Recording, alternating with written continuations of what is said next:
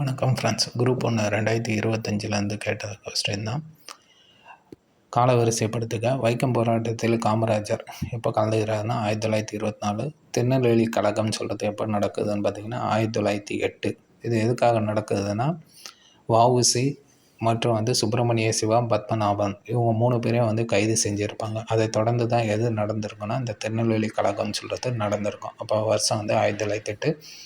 சென்னை மாகாண சபை, இது தெரியும். சென்னை மாகாண சபைன்னு சொல்கிறது 1884 மே 16 தொடங்கப்பட்டது தான் இந்த சென்னை மகாஜன சபை.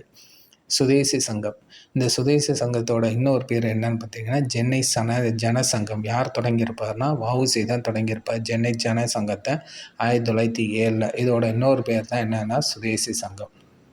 அப்போ 1884, 1907, 1908, 1924. அப்போ பி ஆன்சர் 3, 4, 2, 1.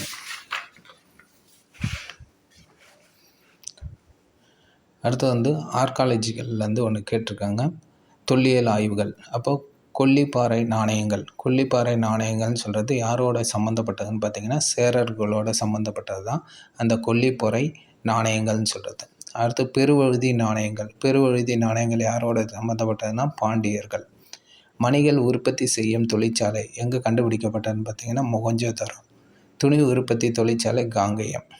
அதாவது சிம்பிளாக துணி துணினாலே ஈரோடுன்னு தெரியும். அப்போ அந்த காங்கேயத்தை நம்ம ஞாபகம் வச்சுருந்தாலே ஈஸியாக நம்ம போட்டுடலாம். அது மாதிரி பெருவழுதி கும்படி அப்படின்னு சொல்லுவோம். யாருன்னா பாண்டியர்களை தான் குறிப்பிடுவோம் பெருவழுதின்னு சொல்கிறது. அப்போ அந்த கான்செப்டில் வச்சாலும் நம்ம என்ன பண்ணலான்னா இந்த கொஸ்டினை ஈஸியாக போட்டுடலாம். Okay, thank you friends.